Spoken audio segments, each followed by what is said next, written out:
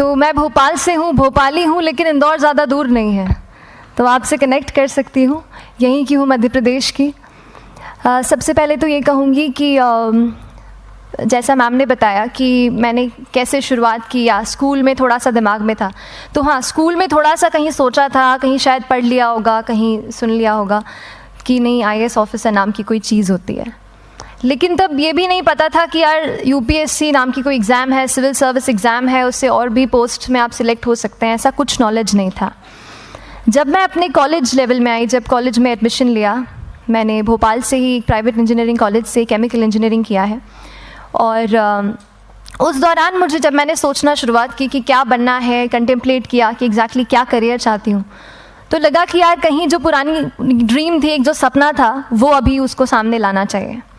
फिर इस बारे में और पढ़ा, और तब खान स्टडी ग्रुप भोपाल में सेंटर वहाँ पे जैसे शुरू हो गया था, तो मेरा जो फाउंडेशन कोर्स है मैंने वहाँ से किया। और इस एग्ज़ाम के बारे में जो चीज़ें मुझे 1-2 साल में समझ में आई हैं, वो कुछ चीज़ें मैं आपसे शेयर करना चाहती हूँ। सबसे पहली चीज़ जो पहले जय और रचना हम दोनों बोल चुके हैं कि कंसिस्टेंसी। आप अगर दिन में, कई बार हमसे सवाल पूछते हैं कि आप कितने घंटे पढ़ाई करते हैं, तो देखिए घंटे मैटर नहीं करते। कोई 17-18 घंटे हमें नहीं पढ़ना है, इतना हम पढ़ भी नहीं सकते। एक दिन पढ़ सकते हैं, दूसरे दिन नहीं पढ़ पाएंगे। 5 से 6 घंटे ही आपको देने हैं, उतने निकालने हैं। पर वो जो वक्त आप अपनी पढ़ाई को देते हो, वो कंसिस्टेंटली आपको रोज़ उतना ही अपने पढ़ाई को देना है। Consistency is the key, that is the first and the most important thing जो आपको ध्यान में रखनी है। दूसरी चीज़ इस एग्ज़ाम में मुझे लगता है इक्वली इम्पॉर्टेंट है, क्योंकि ये जर्नी लंबी होती है। जैसे एग्ज़ाम ही 1 साल तक चलती है, आप प्रीलिम्स देते हैं, फिर आप मेंस देते हैं, आप इंटरव्यू में जाते हैं पर्सनालिटी टेस्ट के लिए, तो एग्ज़ाम 1 साल तक खुद चलती है। उसके पहले मान लीजिए आप 1-1.5-2 साल पहले से प्रिपेयर कर रहे हो, तो ये जर्नी काफ़ी लंबी रहती है। उस जर्नी में मेंटली अपने आप को मोटिवेट रखना, अपने आप को बूस्ट करते रहना, वो भी इक्वली इम्पॉर्टेंट है। और इसीलिए अपने आप पर भरोसा बेहद ज़रूरी है। You need to have a faith in yourself कि अगर आपने इसमें कदम रखा है, अगर आपने सोचा है कि आप सिविल सर्विस एग्ज़ाम देना चाहते हैं और देंगे, तो आपको ये ठान के उसमें जाना है कि हाँ, मैं ये कर सकता या कर सकती हूँ। ये एक अपना मोटिवेशन, अपने साथ एक फेथ, बिलीफ अपने ऊपर आपको हमेशा रखना है। कमिंग टू प्रेपरेशन की कैसे तैयारी करनी है, बहुत सारी बातें आप सुन चुके हैं कि आंसर राइटिंग में कैसे करना होता है, आंसर राइटिंग का स्ट्रक्चर कैसा होना चाहिए। तो मैं शुरू में सबसे पहले ये कहूँगी कि मेरे प्रिपरेशन का बेस 2 चीज़ें रहीं। पहला था करंट अफेयर्स। करंट अफेयर्स इसलिए मैंने उसको उसी से शुरुआत की क्योंकि करंट अफेयर्स सबसे इंटरेस्टिंग पार्ट होता है। कई बार आपको हिस्ट्री कभी बोरिंग लगेगी, कई बार आपको लगेगा ज्योग्राफी इतना, कभी हर किसी के अपने अपने फेवरेट्स होते हैं। तो मुझे वो 2 सब्जेक्ट्स लगते थे कि यार इतना मन नहीं करता है, लेकिन न्यूज़पेपर्स और करंट अफेयर्स में जो भी नया चल रहा है वो मुझे हमेशा इंटरेस्टिंग लगता था। इंटरनेशनल रिलेशंस में क्या हो रहा है, क्या सोशल रियलिटीज़ हैं, कहाँ क्या हुआ, उसका क्या इम्पैक्ट पड़ेगा एडमिनिस्ट्रेशन पे और हमारी कंट्री पे, तो उसको आप अपना एक बेस बना सकते हो। आप करंट अफेयर्स बेस्ड प्रिपरेशन कर सकते हैं, इसलिए भी क्योंकि अगर आप मेंस एग्ज़ाम देखेंगे तो काफ़ी डायनामिज्म आ गया है, केवल प्रीलिम्स में नहीं बल्कि जनरल स्टडीज़ पेपर 2, पेपर 3 में भी आप देखेंगे कई सारे ऐसे सवाल हैं जो करंट इवेंट्स से इंस्पायर्ड होते हैं, उन पे बेस्ड रहते हैं। तो जब आप न्यूज़पेपर बेस्ड, करंट बेस्ड पढ़ाई करते हैं तो वो आपका प्रिपरेशन वहाँ से भी कवर हो सकता है। दूसरी जो चीज़ मैंने जिस पे बहुत फोकस किया वो थी आंसर राइटिंग। तो आंसर राइटिंग का जैसे खान सर बता रहे थे कि आंसर राइटिंग की प्रैक्टिस बहुत की, तो उसके पीछे मेरा ये था कि जब मैं हमेशा प्रीलिम्स का कोई भी पेपर टेस्ट देती थी, हम मॉक टेस्ट देते हैं, तो मॉक टेस्ट देती थी तो हमेशा मेरे मार्क्स करीब 90 to 110, 120, इससे ऊपर मेरे कभी मार्क्स नहीं जाते थे। तो मुझे हमेशा ये डर था कि यार प्रीलिम्स में कहीं मेरा कुछ, क्योंकि कट ऑफ भी इसी कुछ रेंज में जाता है, तो हमेशा लगता था कि यार कुछ गड़बड़ यहाँ ना हो जाए। लेकिन जब मैंने आंसर राइटिंग की और मेंस एग्ज़ाम के बारे में जाना, तब मुझे लगा कि आंसर राइटिंग एक ऐसी चीज़ है, मेंस एक ऐसा फेज़ है सिविल सर्विस एग्ज़ाम का जहाँ पे आप अच्छे से तैयारी कर सकते हैं। And if you have written the answers, if you know कि you have covered the points well, if you have included उसमें कुछ आपने facts, international reports, government schemes, आपने कुछ ऐसे उसमें सॉल्व भी डाला है, तो जो रिज़ल्ट आएगा वो सेटिस्फैक्ट्री ही आएगा, अच्छा ही आएगा। तो मेंस एक ऐसा पार्ट है जिस पे आप काफ़ी बैंक ऑन कर सकते हो। मैं जब पर्सनालिटी टेस्ट भी मैंने दिया तो इस बार भी आप नंबर्स देखेंगे तो आसपास की रैंक के हिसाब से मेरे नंबर्स उसमें कम हैं, लेकिन it is just the general studies and the answer writing part, जो मेंस के जो वो है मार्क्स हैं या मेंस का जो एक फैक्टर रहा, वो मेरे लिए सबसे ज़्यादा इंपॉर्टेंट डिसाइडिंग फैक्टर रहा है। तो अपना एक्सपीरियंस यही बताऊंगी कि आंसर राइटिंग पे आप विशेष फोकस कीजिए। जैसा स्ट्रक्चर आपको बता ही चुके हैं कि इंट्रोडक्शन में कैसे आपको शॉर्ट रखना है, बॉडी एंड देन कंक्लूजन, उसमें छोटी चीज़ जैसे मैं अभी मेंशन कर रही थी, आप एक इंश्योर कीजिए कि देखिए जो भी एग्जामिनर आपकी कॉपी चेक कर रहे हैं वो दिन में 10, 15, 20 कॉपीज़ चेक कर रहे हैं, तो उन सब से आपको अलग कैसे आप अपनी कॉपी दिखा सकते हो, ये चीज़ आपका प्रेजेंटेशन और आप जिस तरीके से आंसर लिखते हो कंटेंट को, वो मैटर करेगा। आप इंश्योर कर सकते हैं कि आपके आंसर में कुछ फैक्ट्स, गवर्नमेंट की स्कीम्स, कुछ कमिटीज़ बैठती हैं, जैसे एक प्रिवेसी पे justice BN Shri Krishna committee की रिपोर्ट आई है, तो आप मान लीजिए आपको कोई प्रिवेसी पे सवाल आ गया तो आपने उन कमेटी का नाम कोट कर दिया। ऐसे बहुत सारी कमिटीज़ होती हैं। कुछ इंटरनेशनल रिपोर्ट्स आते हैं, वो आप इनके बारे में लिख सकते हैं।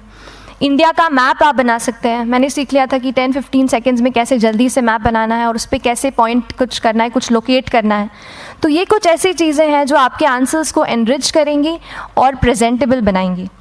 तो इस तरीके से आंसर्स पे जैसे हम क्लास करते हैं, लेकिन उसके साथ साथ आपको ये कोशिश करनी है कि 1 से 2 आंसर पर डे आपको ज़रूर लिखने ही लिखने हैं, apart from the test series that you are doing. Answer writing से 2-3 चीज़ें होती हैं, ना केवल हमारी एक लिखने का हमें समझ आता है हम क्या लिखते हैं कैसा है, पर हमारा कॉम्प्रिहेंशन भी इम्प्रूव होता है। हमें कितना समझ में आया वो भी हमें खुद समझ आता है जब हम आंसर्स लिखते हैं। और इसीलिए आंसर राइटिंग पे आप फोकस कीजिए, 1 से 2 आंसर ज़रूर लिखिए। और आंसर राइटिंग के बाद the third pillar of my preparation जो काफ़ी इंपॉर्टेंट जिसने रोल प्ले किया, that was tests and test series and mocks. देखिए हम पढ़ रहे हैं यहाँ पर, I will also come to the point कि हम कैसे दिल्ली, भोपाल और इंदौर में प्रिपेयर करके बिना दिल्ली जाए हम कैसे कर सकते हैं, I will come to that point. पर उसके पहले टेस्ट की थोड़ी बात कर लेती हूँ कि टेस्ट देना क्यों ज़रूरी है। हम ये जो एग्ज़ाम दे रहे हैं सिविल सर्विस की, ये एक ऑल इंडिया लेवल एग्ज़ाम है and this cut throat competition. तो उसके लिए आप केवल पढ़ते रहें, सारी बुक्स, मटेरियल्स, स्टैंडर्ड ये करंट का सब पढ़ लें, लेकिन अगर आप ये नहीं जज कर पाए कि आपका क्या लेवल है at an all India level, तो चीज़ें समझ में आप नहीं, मतलब आप आगे नहीं बढ़ पाएंगे या सही डायरेक्शन नहीं पकड़ पाएंगे। तो इसलिए आप टेस्ट से घबराइए मत। कई बार टेस्ट का इनर्शिया होता है, ऐसे लगता है कि जब तक पूरा सिलेबस कंप्लीट नहीं कर लूँ तब तक टेस्ट नहीं दूंगा, लेकिन सच में बात ये होती है कि जब तक हम GS के मतलब पेपर देने अंदर भी घुसते हैं ना, तब भी उस सेकंड पे लग रहा होता है कि कुछ छूट गया है हमारा। तो ये चीज़ होगी ही, इसीलिए ये मैं कभी मत सोचिए कि जब तक पूरा सिलेबस नहीं कर लूँ टेस्ट नहीं दूंगा। जैसे आपका एक थोड़ा बेस बन जाता है प्रिपरेशन का, आप टेस्ट दीजिए, चाहे वो प्रीलिम्स का MCQ का टेस्ट हो या मेंस का राइटिंग स्किल की प्रैक्टिस हो, टेस्ट पे आप फोकस कीजिए। उसके बाद टेस्ट केवल देने के लिए नहीं देना है, उसको एनालाइज भी अच्छे से करना है।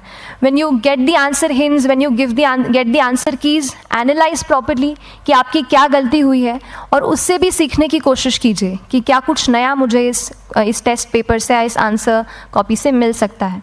तो इस तरह से टेस्ट पे भी आप फोकस कीजिए। And I will come lastly to the point कि जब मैंने प्रिपरेशन शुरू की थी अपने कॉलेज के 2nd ईयर 3rd ईयर आते आते, तो मन में बहुत सारे फियर्स थे। मैं भी एक नॉर्मल फैमिली से हूँ, मेरे फैमिली में किसी ने आज तक सिविल सर्विस का पेपर भी नहीं लिखा था, तो मन में बहुत सारे फियर्स थे, डाउट्स थे, क्या होगा, कैसे होगा। तो हो सकता है आपके मन में भी ऐसा हो। और हम जैसे यहाँ रहते हैं, हम सोचते हैं कि दिल्ली जाना तो सबसे ज़रूरी है, उसके बिना तो ये एग्ज़ाम हो ही नहीं सकती। तो उस पर मैं एक चीज़ बताना चाहूँगी कि जैसे KSG जैसे इंस्टीट्यूट हैं, जो फैकल्टी भी हमें वही मिलती है जो दिल्ली में पढ़ा रहे हैं, तो ये एक बहुत पॉजिटिव पॉइंट है कि क्वालिटी का कोई दिक्कत नहीं आएगी। बस एक चीज़ है, आप ज्वाइन करते हैं class, that will only provide you a direction. वो आपका रास्ता दिखा सकते हैं आपको कि इस रास्ते पर आपको चलना है, लेकिन चलना उस रास्ते पे आपको खुद है। You have to work on your own. कभी ये मत सोचिए कि मैं वहाँ नहीं जा पा रहा हूँ तो नहीं हो सकता, यहाँ है, तो हम एक्सक्यूज़ेस बनाते हैं, कई बार चैलेंजेस आते हैं। तो मैंने कॉलेज के साथ प्रिपरेशन की, तो उसमें भी काफ़ी दिक्कत आती थी। कभी कभार कॉलेज की एग्ज़ाम होती थी तो इसमें मैं अपना उतना वक्त नहीं दे पाती थी। तो उस मोमेंट पे फिर प्लानिंग ने मुझे बहुत हेल्प किया कि हम किस तरीके से अपने कॉलेज के एग्ज़ाम के लिए प्लान कर लें। जैसे मैंने इंजीनियरिंग की है और मुझे पता है कि हम इंजीनियर्स 1 महीने से ज़्यादा पहले से पढ़ते नहीं हैं। पढ़ते हैं क्या? तो वो चीज़ आप ध्यान रख सकते हो, उसको अपना स्ट्रॉन्ग पॉइंट बना सकते हो। 1 से 1.5 महीना जब exam is approaching, I use to plan my entire syllabus का प्रिंट आउट निकाल के I use to make my notes, उस तरीके से उसको मैं उसको संभाल लेती थी। तो whenever you are managing those things together, focus on planning, किस तरीके से आप एक माइक्रो प्लान बनाएं, अपना डेली एक प्लान बनाएं, वीकली टारगेट सेट करें और एक ब्रॉड विजन दिमाग में रखें कि ब्रॉडली आप मंथ्स में क्या कवर करने वाले हैं। अगर आप प्लानिंग अच्छे से करते हैं तो ज़्यादातर पोर्शन आपका वहीं से कवर हो जाता है, और जब आप टारगेट्स बनाते हैं, उनको टिक करते हैं, तो एक सेंस ऑफ कंप्लीशन भी आपको मिलता है कि yes I am on the right path और मैं सही जा रहा हूँ या जा रही हूँ। तो इस तरीके से प्लानिंग पे भी इक्वली फोकस कीजिए। एंड बस यही सिंगल बिगेस्ट मैसेज मेरी तरफ से यही रहेगा कि आपने अगर ठान लिया है, अगर आप सोचते हैं कि आप एग्ज़ाम क्रैक कर सकते हैं, तो आपको रोकने वाला और कोई नहीं, आप खुद ही हो सकते हैं। तो खुद आप अपनी रुकावट कभी मत बनिए, एक्सक्यूज़ेस मत बनाइए। ऑब्स्टिकल ज़रूर आएंगे, उन्हें आपको चैलेंज करना है। Challenges are meant to be challenged. तो सही तरीके से अपने ऑब्स्टिकल्स को हैंडल कीजिए, और इस एग्ज़ाम में अगर आप सही स्ट्रैटेजी रखते हैं तो आप अपने एक अटैम्प्ट में ही इसको क्रैक कर सकते हैं। एंड एनीवेज आप जो भी अटैम्प्ट नेक्स्ट रखते हैं, दिल में यही रखिएगा कि जो ये मेरा नेक्स्ट अटैम्प्ट होने वाला है, ये मेरा बेस्ट अटैम्प्ट होने वाला है। कभी भी इस एग्ज़ाम को हाफ हार्टेडली मत दीजिए कि चलो दे के देखता हूँ कैसा है पैटर्न का एग्ज़ाम का। अगर एग्ज़ाम का पैटर्न देखना है ना, तो घर पे 3 घंटा टाइम लगा के एग्ज़ाम दे दो, बस केवल पैटर्न देखने के लिए एग्ज़ाम अटैम्प्ट मत कीजिए। जब आप एग्जामिनेशन हॉल में जा रहे हैं या कोई अटैम्प्ट आपने सेट किया है, तो अपना सब कुछ उस एग्ज़ाम को दीजिए, अपना टाइम, एनर्जी, फोकस, जितना भी करेक्ट आप उसमें पॉजिटिविटी डाल सकते हैं उसको दीजिए, एंड पूरी तैयारी के साथ ही इस पेपर को दीजिए, and I am sure that you will succeed. So till then, all the very best to you and good luck. Thank you so much.